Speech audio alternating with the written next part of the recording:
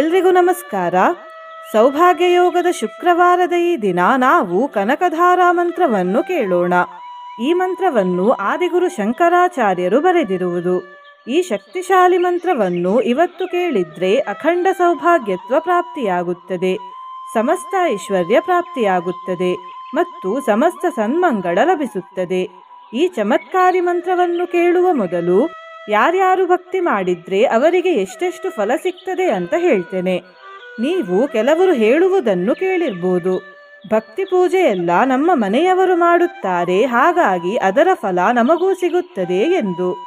ಆದರೆ ನಿಜ ಹೇಳುವುದಾದರೆ ಒಂದು ಪರಿವಾರದಲ್ಲಿ ಆ ಪರಿವಾರದ ಯಜಮಾನ ಭಕ್ತಿ ಮಾಡಿದರೆ ಅಥವಾ ಪುಣ್ಯ ಕಾರ್ಯಗಳನ್ನು ಮಾಡಿದರೆ ಅದರ ಫಲದಲ್ಲಿ ಅರ್ಧ ಫಲ ಅವನ ಹೆಂಡತಿ ಮಕ್ಕಳಿಗೆ ಸಿಗುತ್ತದೆ. ಆದರೆ ಹೆಂಡತಿ ಮತ್ತು ಮಕ್ಕಳು ಮಾಡಿದ ಭಕ್ತಿಯಲ್ಲಿ ಕಾಲು ಭಾಗವು ಪರಿವಾರದ ಯಜಮಾನನಿಗೆ ಸಿಗುವುದಿಲ್ಲ. ಹಾಗಾಗಿ ಯಾರ್ಯಾರಿಗೆ ಮನೆಯಲ್ಲಿ ಪೂಜೆ ಮಾಡಿದ್ರೆ ನಿಮಗೂ ಫಲ ಸಿಗುತ್ತದೆ ಎಂದು ಅನಿಸುತ್ತದೆಯೋ ಅಂಥವರು ಇವತ್ತಿನಿಂದ ಭಕ್ತಿ ಮಾಡಲಿಕ್ಕೆ ಶುರು ಮಾಡಿ. ನಿನ್ನೆ ನಾನು ಕೇಳಿದ ಪ್ರಶ್ನೆ, 1 ವರ್ಷದಲ್ಲಿ ಎಷ್ಟು ಷಷ್ಠಿಗಳು ಬರುತ್ತವೆ ಎಂದು. ಈ ಪ್ರಶ್ನೆಗೆ ಸರಿ ಉತ್ತರ ಬಿ 24. ಸರಿ ಉತ್ತರ ಕೊಟ್ಟವರಲ್ಲಿ ಒಬ್ಬರ ಹೆಸರು. ಈ ಮಂತ್ರವನ್ನು ಇವತ್ತು ಭಕ್ತಿಯಿಂದ ಕೇಳಿ ಎಂದು ಹೇಳುತ್ತಾ ಇವತ್ತಿನ ಪ್ರಶ್ನೆಯನ್ನು ನೋಡೋಣ. ಸೌಭಾಗ್ಯಲಕ್ಷ್ಮಿ ತಾಯಿಯನ್ನು ಅಷ್ಟಲಕ್ಷ್ಮಿಯಲ್ಲಿ ಪರಿಗಣಿಸಲಾಗುತ್ತದೆಯೋ ಇಲ್ಲವೋ? ಎ ಹೌದು, ಬಿ ಇಲ್ಲ, ಸಿ ಇರಬಹುದು, ಡಿ ಇಲ್ಲದೇ ಇರಬಹುದು. ಈ ಪ್ರಶ್ನೆಗೆ ಸರಿ ಉತ್ತರ ಕೊಟ್ಟವರಲ್ಲಿ ಒಬ್ಬರ ಹೆಸರನ್ನು ನಾಳಿನ ವಿಡಿಯೋದಲ್ಲಿ ಹೇಳುತ್ತೇನೆ. ಬನ್ನಿ ಈಗ ಈ ಶಕ್ತಿಶಾಲಿ ಶಂಕರಾಚಾರ್ಯ ಕೃತ ಕನಕಧಾರಾ ಮಂತ್ರವನ್ನು 108 ಬಾರಿ ಭಕ್ತಿಯಿಂದ ಕೇಳುವ.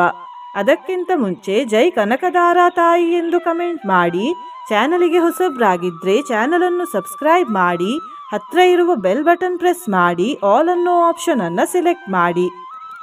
ಪ್ರಾಪ್ತಂ ಪದಂ ಪ್ರಥಮತಃ ಖಲು ಯತ್ ಪ್ರಭಾವಾನ್ ಮಾಂಗಲ್ಯ ಭಾಜಿ ಮಧುಮಾಥಿನಿ ಮನ್ಮಥೇನ ಮಯ್ಯಾಪತೆ ತತ್ತಿಹ ಮಂಥರ ಮೀಕ್ಷಣಾರ್ಧಂ ಮಂದಾಲಸಂ ಚ ಮಕರಾಲಯ ಕನ್ಯಕಾಯಾಃ. ಪ್ರಾಪ್ತಂ ಪದಂ ಪ್ರಥಮತಃ ಖಲು ಯತ್ ಪ್ರಭಾವಾನ್ ಮಾಂಗಲ್ಯ ಭಾಜಿ ಮಧುಮಾಥಿನಿ ಮನ್ಮಥೇನ ಮಯ್ಯಾಪತೆ ತತ್ತಿಹ ಮಂಥರ ಮೀಕ್ಷಣಾರ್ಧಂ ಮಂದಾಲಸಂ ಚ ಮಕರಾಲಯ ಕನ್ಯಕಾಯಾಃ.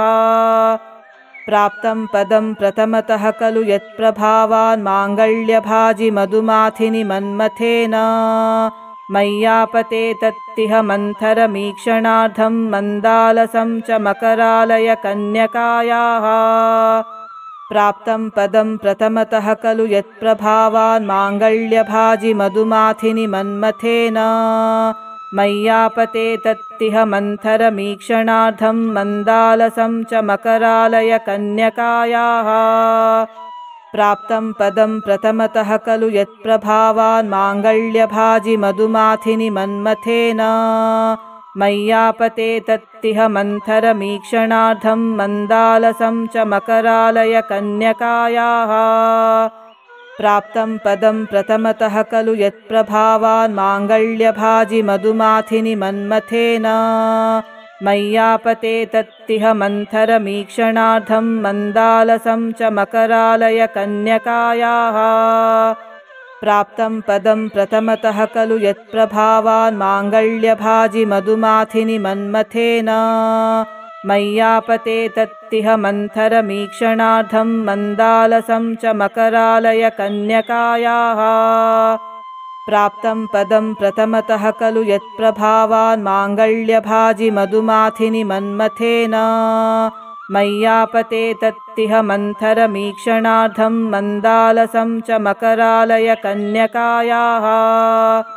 ಪ್ರಾಪ್ತಂ ಪದಂ ಪ್ರಥಮತಃ ಖಲು ಯತ್ ಪ್ರಭಾವಾನ್ ಮಾಂಗಲ್ಯ ಭಾಜಿ ಮಧುಮಾಥಿನಿ ಮನ್ಮಥೇನ ಮಯ್ಯಾಪತೆ ತತ್ತಿಹ ಮಂಥರ ಮೀಕ್ಷಣಾರ್ಧಂ ಮಂದಾಲಸಂ ಚ ಮಕರಾಲಯ ಕನ್ಯಕಾಯಾಃ. ಪ್ರಾಪ್ತಂ ಪದಂ ಪ್ರಥಮತಃ ಖಲು ಯತ್ ಪ್ರಭಾವಾನ್ ಮಾಂಗಲ್ಯ ಭಾಜಿ ಮಧುಮಾಥಿನಿ ಮನ್ಮಥೇನ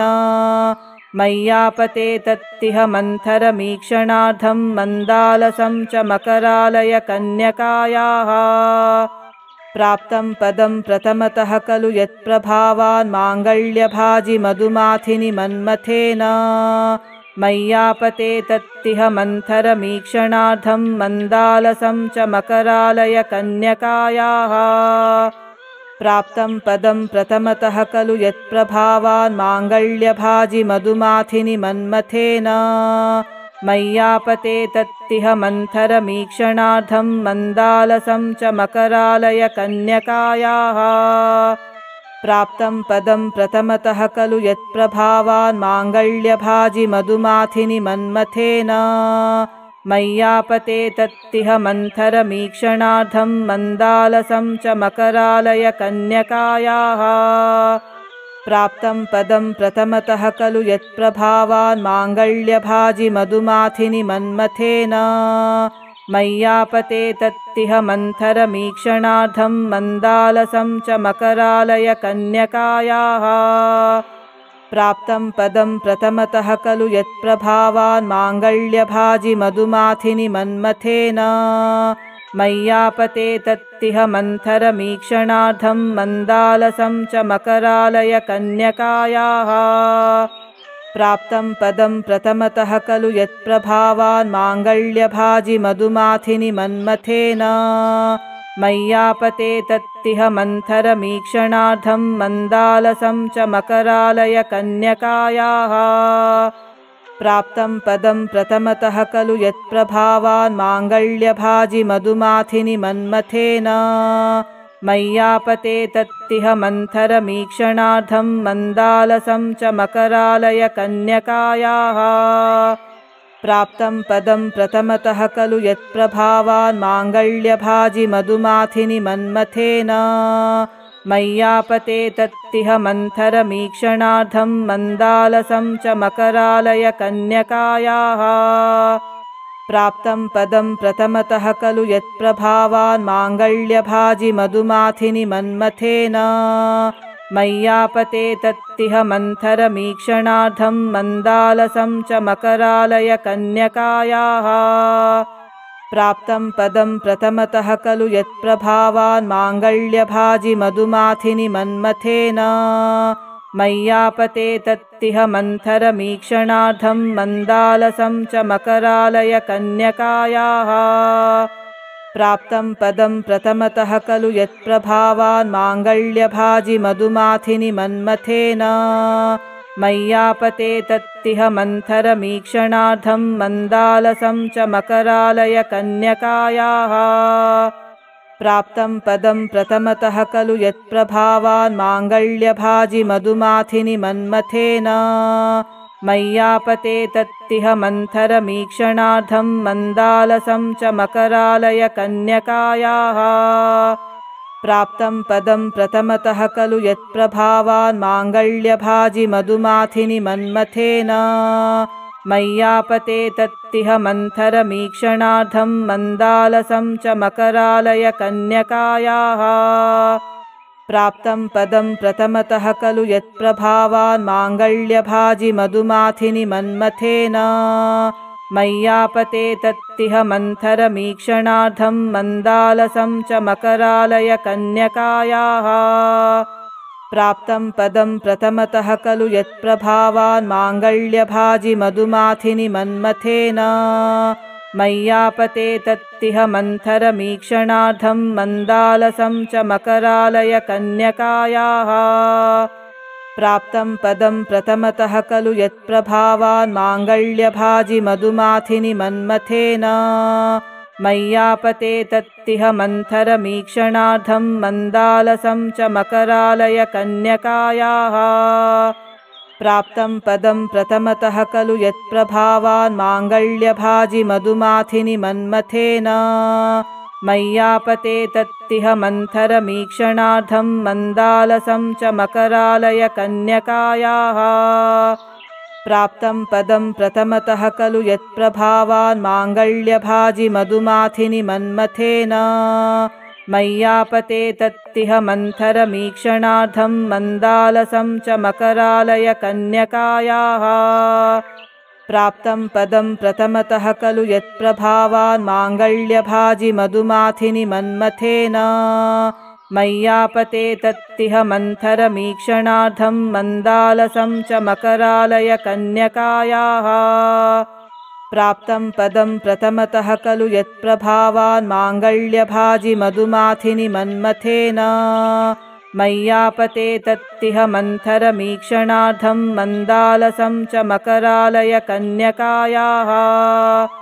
प्राप्तं पदं प्रथमतः खलु यत्प्रभावान् माङ्गल्यभाजि मधुमाथिनि मन्मथेन मय्यापते तत्तिह मन्थरमीक्षणार्धं मन्दालसं च मकरालय कन्यकायाः प्राप्तं पदं प्रथमतः खलु यत्प्रभावान् माङ्गल्यभाजि मधुमाथिनि मन्मथेन मय्यापते तत्तिह मन्थरमीक्षणार्धं मन्दालसं च मकरालय कन्यकायाः प्राप्तं पदं प्रथमतः खलु यत्प्रभावान् माङ्गल्यभाजि मधुमाथिनि मन्मथेन मय्यापते तत्तिह मन्थरमीक्षणार्धं मन्दालसं च मकरालय कन्यकायाः प्राप्तं पदं प्रथमतः खलु यत्प्रभावान् माङ्गल्यभाजि मधुमाथिनि मन्मथेन मय्यापते तत्तिह मन्थरमीक्षणार्धं मन्दालसं च मकरालय कन्यकायाः प्राप्तं पदं प्रथमतः खलु यत्प्रभावान् माङ्गल्यभाजि मधुमाथिनि मन्मथेन मय्यापते तत्तिह मन्थरमीक्षणार्धं मन्दालसं च मकरालय कन्यकायाः प्राप्तं पदं प्रथमतः खलु यत्प्रभावान् माङ्गल्यभाजि मधुमाथिनि मन्मथेन मय्यापते तत्तिह मन्थरमीक्षणार्धं मन्दालसं च मकरालय कन्यकायाः प्राप्तं पदं प्रथमतः खलु यत्प्रभावान् माङ्गल्यभाजि मधुमाथिनि मन्मथेन मय्यापते तत्तिह मन्थरमीक्षणार्धं मन्दालसं च मकरालय कन्यकायाः प्राप्तं पदं प्रथमतः खलु यत्प्रभावान् माङ्गल्यभाजि मधुमाथिनि मन्मथेन मय्यापते तत्तिह मन्थरमीक्षणार्धं मन्दालसं च मकरालय कन्यकायाः प्राप्तं पदं प्रथमतः खलु यत्प्रभावान् माङ्गल्यभाजि मधुमाथिनि मन्मथेन मय्यापते तत्तिह मन्थरमीक्षणार्धं मन्दालसं च मकरालय कन्यकायाः प्राप्तं पदं प्रथमतः खलु यत्प्रभावान् माङ्गल्यभाजि मधुमाथिनि मन्मथेन मय्यापते तत्तिह मन्थरमीक्षणार्धं मन्दालसं च मकरालय कन्यकायाः प्राप्तं पदं प्रथमतः खलु यत्प्रभावान् माङ्गल्यभाजि मधुमाथिनि मन्मथेन मय्यापते तत्तिह मन्थरमीक्षणार्धं मन्दालसं च मकरालय कन्यकायाः प्राप्तं पदं प्रथमतः खलु यत्प्रभावान् माङ्गल्यभाजि मधुमाथिनि मन्मथेन मय्यापते तत्तिह मन्थरमीक्षणार्धं मन्दालसं च मकरालय कन्यकायाः प्राप्तं पदं प्रथमतः खलु यत्प्रभावान् माङ्गल्यभाजि मधुमाथिनि मन्मथेन मय्यापते तत्तिह मन्थरमीक्षणार्धं मन्दालसं च मकरालय कन्यकायाः प्राप्तं पदं प्रथमतः खलु यत्प्रभावान् माङ्गल्यभाजि मधुमाथिनि मन्मथेन मय्यापते तत्तिह मन्थरमीक्षणार्धं मन्दालसं च मकरालय कन्यकायाः प्राप्तं पदं प्रथमतः खलु यत्प्रभावान् माङ्गल्यभाजि मधुमाथिनि मन्मथेन मय्यापते तत्तिह मन्थरमीक्षणार्धं मन्दालसं च मकरालय कन्यकायाः प्राप्तं पदं प्रथमतः खलु यत्प्रभावान् माङ्गल्यभाजि मधुमाथिनि मन्मथेन मय्यापते तत्तिह मन्थरमीक्षणार्धं मन्दालसं च मकरालय कन्यकायाः प्राप्तं पदं प्रथमतः खलु यत्प्रभावान् माङ्गल्यभाजि मधुमाथिनि मन्मथेन मय्यापते तत्तिह मन्थरमीक्षणार्थं मन्दालसं च मकरालय कन्यकायाः प्राप्तं पदं प्रथमतः खलु यत्प्रभावान् माङ्गल्यभाजि मधुमाथिनि मन्मथेन मय्यापते तत्तिह मन्थरमीक्षणार्थं मन्दालसं च मकरालय कन्यकायाः प्राप्तं पदं प्रथमतः खलु यत्प्रभावान् माङ्गल्यभाजि मधुमाथिनि मन्मथेन मय्यापते तत्तिह मन्थरमीक्षणार्थं मन्दालसं च मकरालय कन्यकायाः प्राप्तं पदं प्रथमतः खलु यत्प्रभावान् माङ्गल्यभाजि मधुमाथिनि मन्मथेन मय्यापते तत्तिह मन्थरमीक्षणार्थं मन्दालसं च मकरालय कन्यकायाः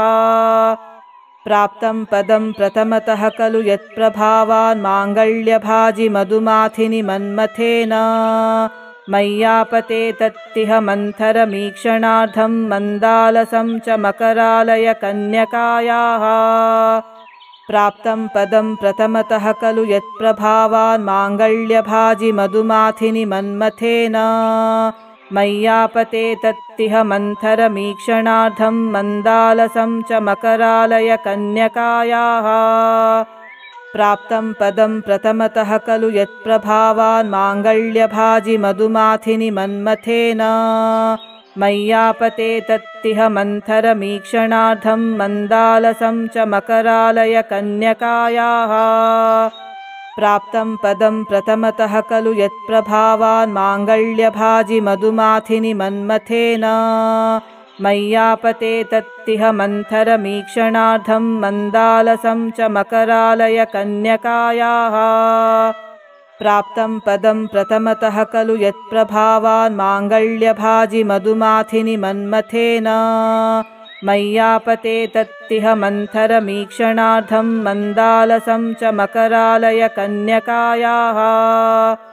प्राप्तं पदं प्रथमतः खलु यत्प्रभावान् माङ्गल्यभाजि मधुमाथिनि मन्मथेन मय्यापते तत्तिह मन्थरमीक्षणार्थं मन्दालसं च मकरालय कन्यकायाः प्राप्तं पदं प्रथमतः खलु यत्प्रभावान् माङ्गल्यभाजि मधुमाथिनि मन्मथेन मय्यापते तत्तिह मन्थरमीक्षणार्थं मन्दालसं च मकरालय कन्यकायाः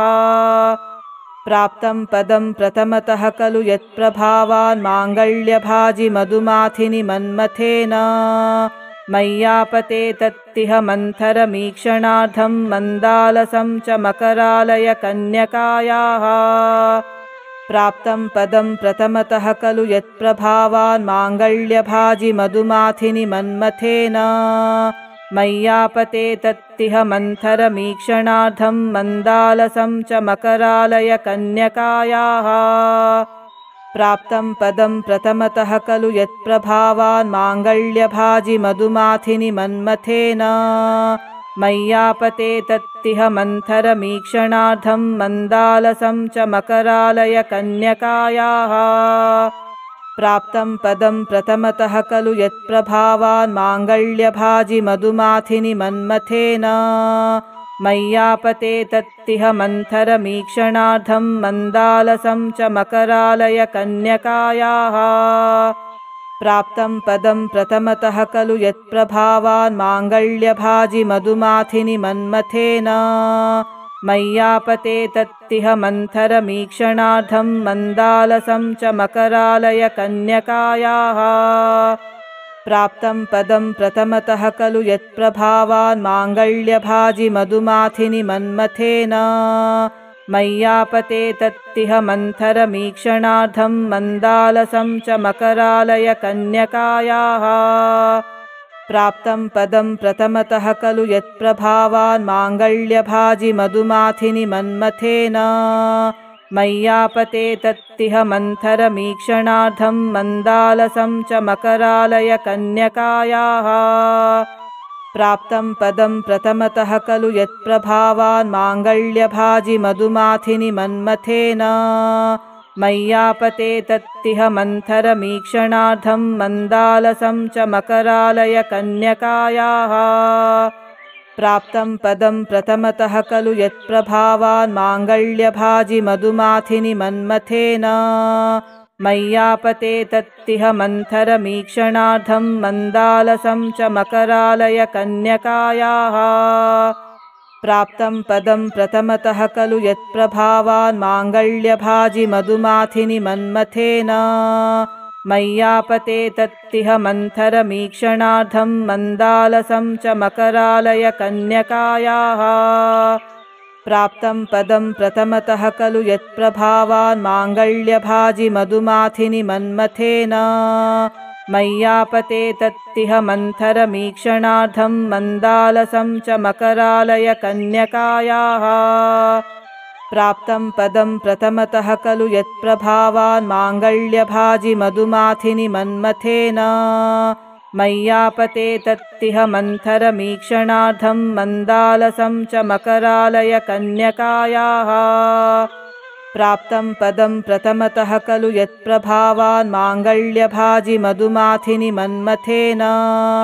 मय्यापते तत्तिह मन्थरमीक्षणार्धं मन्दालसं च मकरालय कन्यकायाः प्राप्तं पदं प्रथमतः खलु यत्प्रभावान् माङ्गल्यभाजि मधुमाथिनि मन्मथेन मय्यापते तत्तिह मन्थरमीक्षणार्धं मन्दालसं च मकरालय कन्यकायाः प्राप्तं पदं प्रथमतः खलु यत्प्रभावान् माङ्गल्यभाजि मधुमाथिनि मन्मथेन मय्यापते तत्तिह मन्थरमीक्षणार्धं मन्दालसं च मकरालय कन्यकायाः प्राप्तं पदं प्रथमतः खलु यत्प्रभावान् माङ्गल्यभाजि मधुमाथिनि मन्मथेन मय्यापते तत्तिह मन्थरमीक्षणार्धं मन्दालसं च मकरालय कन्यकायाः प्राप्तं पदं प्रथमतः खलु यत्प्रभावान् माङ्गल्यभाजि मधुमाथिनि मन्मथेन मय्यापते तत्तिह मन्थरमीक्षणार्धं मन्दालसं च मकरालय कन्यकायाः प्राप्तं पदं प्रथमतः खलु यत्प्रभावान् माङ्गल्यभाजि मधुमाथिनि मन्मथेन मय्यापते तत्तिह मन्थरमीक्षणार्धं मन्दालसं च मकरालय कन्यकायाः प्राप्तं पदं प्रथमतः खलु यत्प्रभावान् माङ्गल्यभाजि मधुमाथिनि मन्मथेन मय्यापते तत्तिह मन्थरमीक्षणार्धं मन्दालसं च मकरालय कन्यकायाः प्राप्तं पदं प्रथमतः खलु यत्प्रभावान् माङ्गल्यभाजि मधुमाथिनि मन्मथेन मय्यापते तत्तिह मन्थरमीक्षणार्धं मन्दालसं च मकरालय कन्यकायाः प्राप्तं पदं प्रथमतः खलु यत्प्रभावान् माङ्गल्यभाजि मधुमाथिनि मन्मथेन मय्यापते तत्तिह मन्थरमीक्षणार्धं मन्दालसं च मकरालय कन्यकायाः प्राप्तं पदं प्रथमतः खलु यत्प्रभावान् माङ्गल्यभाजि मधुमाथिनि मन्मथेन मय्यापते तत्तिह मन्थरमीक्षणार्धं मन्दालसं च मकरालय कन्यकायाः प्राप्तं पदं प्रथमतः खलु यत्प्रभावान् माङ्गल्यभाजि मधुमाथिनि मन्मथेन मय्यापते तत्तिह मन्थरमीक्षणार्धं मन्दालसं च मकरालय कन्यकायाः प्राप्तं पदं प्रथमतः खलु यत्प्रभावान् माङ्गल्यभाजि मधुमाथिनि मन्मथेन मय्यापते तत्तिह मन्थरमीक्षणार्धं मन्दालसं च मकरालय कन्यकायाः प्राप्तं पदं प्रथमतः खलु यत्प्रभावान् माङ्गल्यभाजि मधुमाथिनि मन्मथेन मय्यापते तत्तिह मन्थरमीक्षणार्धं मन्दालसं च मकरालय कन्यकायाः प्राप्तं पदं प्रथमतः खलु यत्प्रभावान् माङ्गल्यभाजि मधुमाथिनि मन्मथेन मय्यापते तत्तिह मन्थरमीक्षणार्थं मन्दालसं च मकरालय कन्यकायाः प्राप्तं पदं प्रथमतः खलु यत्प्रभावान् माङ्गल्यभाजि मधुमाथिनि मन्मथेन मय्यापते तत्तिह मन्थरमीक्षणार्थं मन्दालसं च मकरालय कन्यकायाः प्राप्तं पदं प्रथमतः खलु यत्प्रभावान् माङ्गल्यभाजि मधुमाथिनि मन्मथेन मय्यापते तत्तिह मन्थरमीक्षणार्थं मन्दालसं च मकरालय कन्यकायाः प्राप्तं पदं प्रथमतः खलु यत्प्रभावान् माङ्गल्यभाजि मधुमाथिनि मन्मथेन मय्यापते तत्तिह मन्थरमीक्षणार्थं मन्दालसं च मकरालय कन्यकायाः प्राप्तं पदं प्रथमतः खलु यत्प्रभावान् माङ्गल्यभाजि मधुमाथिनि मन्मथेन मय्यापते तत्तिह मन्थरमीक्षणार्थं मन्दालसं च मकरालय कन्यकायाः प्राप्तं पदं प्रथमतः खलु यत्प्रभावान् माङ्गल्यभाजि मधुमाथिनि मन्मथेन मय्यापते तत्तिह मन्थरमीक्षणार्थं मन्दालसं च मकरालय कन्यकायाः प्राप्तं पदं प्रथमतः खलु यत्प्रभावान् माङ्गल्यभाजि मधुमाथिनि मन्मथेन मय्यापते तत्तिह मन्थरमीक्षणार्थं मन्दालसं च मकरालय कन्यकायाः प्राप्तं पदं प्रथमतः खलु यत्प्रभावान् माङ्गल्यभाजि मधुमाथिनि मन्मथेन मय्यापते तत्तिह मन्थरमीक्षणार्थं मन्दालसं च मकरालय कन्यकायाः प्राप्तं पदं प्रथमतः खलु यत्प्रभावान् माङ्गल्यभाजि मधुमाथिनि मन्मथेन मय्यापते तत्तिह मन्थरमीक्षणार्थं मन्दालसं च मकरालय कन्यकायाः प्राप्तं पदं प्रथमतः खलु यत्प्रभावान् माङ्गल्यभाजि मधुमाथिनि मन्मथेन मय्यापते तत्तिह मन्थरमीक्षणार्थं मन्दालसं च मकरालय कन्यकायाः प्राप्तं पदं प्रथमतः खलु यत्प्रभावान् माङ्गल्यभाजि मधुमाथिनि मन्मथेन मय्यापते तत्तिह मन्थरमीक्षणार्थं मन्दालसं च मकरालय कन्यकायाः प्राप्तं पदं प्रथमतः खलु यत्प्रभावान् माङ्गल्यभाजि मधुमाथिनि मन्मथेन मय्यापते तत्तिह मन्थरमीक्षणार्थं मन्दालसं च मकरालय कन्यकायाः प्राप्तं पदं प्रथमतः खलु यत्प्रभावान् माङ्गल्यभाजि मधुमाथिनि मन्मथेन मय्यापते तत्तिह मन्थरमीक्षणार्थं मन्दालसं च मकरालय कन्यकायाः प्राप्तं पदं प्रथमतः खलु यत्प्रभावान् माङ्गल्यभाजि मधुमाथिनि मन्मथेन मय्यापते तत्तिह मन्थरमीक्षणार्थं मन्दालसं च मकरालय कन्यकायाः प्राप्तं पदं प्रथमतः खलु यत्प्रभावान् माङ्गल्यभाजि मधुमाथिनि मन्मथेन मय्यापते तत्तिह मन्थरमीक्षणार्थं मन्दालसं च मकरालय कन्यकायाः प्राप्तं पदं प्रथमतः खलु यत्प्रभावान् माङ्गल्यभाजि मधुमाथिनि मन्मथेन मय्यापते तत्तिह मन्थरमीक्षणार्थं मन्दालसं च मकरालय कन्यकायाः प्राप्तं पदं प्रथमतः खलु यत्प्रभावान् माङ्गल्यभाजि मधुमाथिनि मन्मथेन मय्यापते तत्तिह मन्थरमीक्षणार्थं मन्दालसं च मकरालय कन्यकायाः प्राप्तं पदं प्रथमतः खलु यत्प्रभावान् माङ्गल्यभाजि मधुमाथिनि मन्मथेन मय्यापते तत्तिह मन्थरमीक्षणार्थं मन्दालसं च मकरालय कन्यकायाः प्राप्तं पदं प्रथमतः खलु यत्प्रभावान् माङ्गल्यभाजि मधुमाथिनि मन्मथेन मय्यापते तत्तिह मन्थरमीक्षणार्थं मन्दालसं च मकरालय कन्यकायाः प्राप्तं पदं प्रथमतः खलु यत्प्रभावान् माङ्गल्यभाजि मधुमाथिनि मन्मथेन मय्यापते तत्तिह मन्थरमीक्षणार्थं मन्दालसं च मकरालय कन्यकायाः प्राप्तं पदं प्रथमतः खलु यत्प्रभावान् माङ्गल्यभाजि मधुमाथिनि मन्मथेन मय्यापते तत्तिह मन्थरमीक्षणार्थं मन्दालसं च मकरालय कन्यकायाः प्राप्तं पदं प्रथमतः खलु यत्प्रभावान् माङ्गल्यभाजि मधुमाथिनि मन्मथेन मय्यापते तत्तिह मन्थरमीक्षणार्थं मन्दालसं च मकरालय कन्यकायाः प्राप्तं पदं प्रथमतः खलु यत्प्रभावान् माङ्गल्यभाजि मधुमाथिनि मन्मथेन मय्यापते तत्तिह मन्थरमीक्षणार्थं मन्दालसं च मकरालय कन्यकायाः प्राप्तं पदं प्रथमतः खलु यत्प्रभावान् माङ्गल्यभाजि मधुमाथिनि मन्मथेन